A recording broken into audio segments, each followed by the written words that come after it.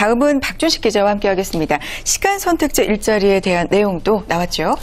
네, 이번 대책에서 가장 강조되는 것은 시간 선택제 일자리의 민간 기업으로의 확산입니다.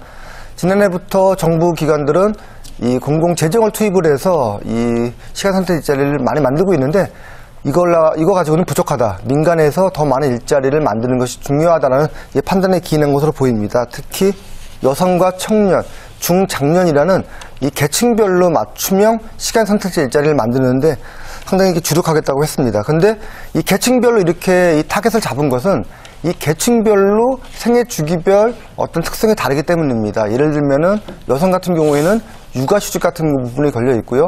중장년층은 퇴직을 앞둔 시점에서 시간 선택제를 선택을 하면은 좀 더 도움이 되지 않겠냐라는 그런 판단에 따른 건데요. 그러다 보니까 임신, 육아, 학업, 그다음에 직업훈련, 퇴직 준비, 기타 간병 등 여러 가지 상황에 맞춘 상황에 따라서 시간 선택제 일자리를 만드도록 민간 기업한테 좀 더 많은 지원을 하겠다. 그렇게 지금 정부에서는 밝히고 있습니다. 네, 본인이 희망을 하면 시간 선택제로 전환을 할 수 있게 하겠다. 이런 내용이 골자 같은데 회사 차원에서 생각을 해보면 달갑지만은 않은 일일 것 같습니다. 정규직으로 일을 하다가 시간 선택제로 전환을 한다? 좀 혼란스러울 것 같은데요. 네, 그렇습니다. 지금 말씀드렸지만은 예를 들면은 내가 퇴직이 임박한 시기에 정규직에서 시간 선택제 일자리 근로자로 전환을 하겠다. 본인 입장에서는 좋을 수 있지만 회사 입장에서는 좀 혼란스러운 부분이 있습니다.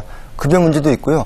다른 직원과의 어떤 형평성이라든지 근무 강도 같은 거를 여러 가지 세세적으로 조정해야 되기 때문에 약간 좀 골치 아픈 부분이 있지만은 그렇기 때문에 더 회사 차원, 특히 민간 기업에서 시간 선택제 일자리를 더 많이 만드는 게 필요하다는 게 정부의 판단입니다. 시간 선택제 일자리는 전혀 없던 부분을 만드는 것보다는 기존의 정규직이 하던 일 중에 일정 부분을 시간 선택제 일자리 근로자가 대체할 수 있도록 회사 차원에서 배려를 해주는 것이 상당히 중요하다는 게 정부의 판단인데요. 그러다 보니까 그렇다고 해서 무턱대고 정규직이 하던 거를 뚝 떼내가지고 시간 선택제 일자리 근로자한테 나눠주십시오 라고는 할 수 없습니다. 네. 거기에 맞춘 직무라든지 업무를 더 개발을 하고 그런 일자리를 만드는 데 노력을 하는 것은 결국에는 민간 기업에서 더 노력을 하는 게 필요하다는 게 어떤 정부의 기본적인 계획입니다. 네. 어찌됐건 기업 입장에서는 부담이 발생하는 것은 피할 수 없을 것 같습니다. 예, 그렇게까지 하냐. 우리는 그냥 우리 방식대로 하겠다. 그렇게 말할 수 있을 것 같은데요.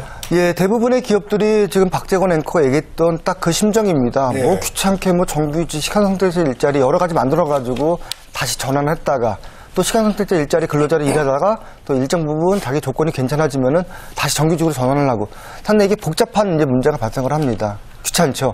그래서 정부에서는 일종의 인센티브를 제공하기로 했습니다. 예를 들어서 육아기 때 나는 육아기 때는 정규직으로 근무할 수가 없기 때문에 시간 선택제 근로자로 다시 전환을 하겠다. 그러면은 정부에서 지원금을 대신 내주기로 하고요.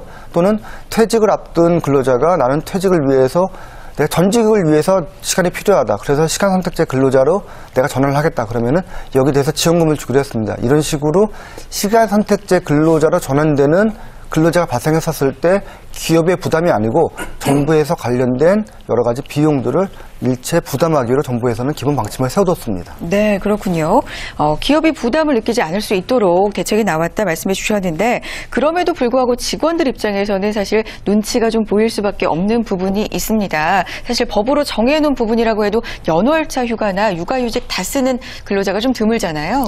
네, 그래서 정부에서는 그런 현실적인 부분을 해결하기 위해서 일단 관련 법률도 제정하기로 했습니다. 이 법률의 이름이 시간 선택제 근로자 보호 및 고용 촉진을 위한 법률입니다. 정부에서 아무리 정책의 효율성이라든지 중요성을 강조를 해도 해당 기업에서 적용을 하지 않으면은 제도는 확산되기 어렵습니다. 그래서 일단 법으로 이런 부분에 대해서 확실히 기반을 닦아놓고요. 또 하나는 이렇게 아까 말씀드렸지만은 정책을 먼저 도입하는 기업에 대해서는 다양한 인센티브를 또 제공하기로 했습니다. 그리고 시간 선택제 근로자가 많이 발생할 수 있도록 일종의 청구권, 나는 상황이 이렇기 때문에 정규직에서 내 신분을 전환해야 되겠습니다 라고 청구할 수 있는 이른바 청구권을 더 확대를 하기로 했었으니까요. 앞으로 이 민간 기업으로 시간 선택제 일자리가 더 확산되는 계기가 되는 확실한 좀 기반을 마련한 것 같습니다. 네. 자, 취업의 뉴스 오늘은요, 이 정부 혁신, 경제 혁신 3개년 계획의 이 세부적인 일자리 분야에서 계획들이 나왔고요. 세부적으로 청년 고용과 여성 고용, 그리고 시간 선택제 일자리 계획까지 자세하게 알아보는 시간 가져와 봤습니다.